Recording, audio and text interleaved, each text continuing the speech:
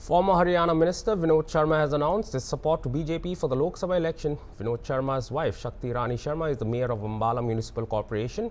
and there is a lot of rift between public consciousness and BJP in Ambala city. A series of allegations and counter-allegations continues between the two. Meanwhile, Vinod Sharma and Rajya Sabha MP Karthikeya Sharma have announced their support to BJP for the Lok Sabha elections. Further, Vinod Sharma said that he will support BJP from Jan Chetna party for the Lok Sabha elections. During this, he took a dig at the Congress and said that Congress is claiming only 5 seats because they know that they will not get more seats. आपने यहाँ आकर विचार सुनने के लिए जो समय दिया उसके लिए धन्यवाद है। आज हमने अपने वर्कर्स के साथ मीटिंग ली थी। जन चेतना पार्टी हरियाणा की मीटिंग में ये फैसला हुआ है कि पार्लियामेंट के चुनाव में माननीय प्रधानमंत्री नरेंद्र मोदी जी के पिछले 10 साल के कार्यकाल को देखते हुए और उनके दूरंदेशी फैसले जो उन्होंने पिछले 10 साल में लिए हैं और आने वाले समय में अगले 5 वर्ष के लिए उनके मन में हैं,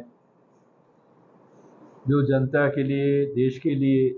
के भविष्य के लिए, देश के उज्जवल भविष्य के लिए बहुत ज़रूरी हैं। उनको देखते हुए ये फैसला सबने सर्वसम्मति से लिया है कि हरियाणा जन चेतना पार्टी पूरे प्रदेश में प्रदेश की 200 सीटों पर एक्टिवली काम करते हुए भारतीय जनता पार्टी के सभी उम्मीदवारों का समर्थन करेंगी और उनके लिए काम करेंगी, ताकि देश में बहुमत के साथ, पिछले चुनाव से भी ज़्यादा बहुमत के साथ एक सशक्त मजबूत सरकार माननीय नरेंद्र मोदी जी के नेतृत्व में बन सके। उसके लिए हमारी पार्टी के सभी कार्यकर्ता प्रयासरत रहेंगे और पूरी निष्ठा के साथ घर घर जाकर उनकी नीतियों का प्रचार करेंगे और उनके समर्थन के लिए वोट मांगेंगे। आज की मीटिंग में ये फैसला लिया और साथ ही अंबाला में जो भारतीय जनता पार्टी के उम्मीदवार हैं श्रीमती बंतो कटारिया जी, उनका भी शहर में, गांव में, सिटी में, कैंट में, नारायणगढ़, यमुनानगर, जगाधरी, पंचकूला, कालका और सभी सीटों पर जाकर हम प्रचार करेंगे और हमारे जहां जहां कार्यकर्ता बैठे हैं सभी कार्यकर्ता उनके लिए कार्य करेंगे, उनकी जीत निश्चित करेंगे।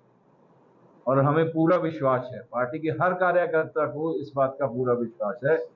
कि 10 की 10 सीटें इस बार हरियाणा में बीजेपी जीत के आएगी और कांग्रेस को एक बहुत करारी हार मिलेगी। आपके सामने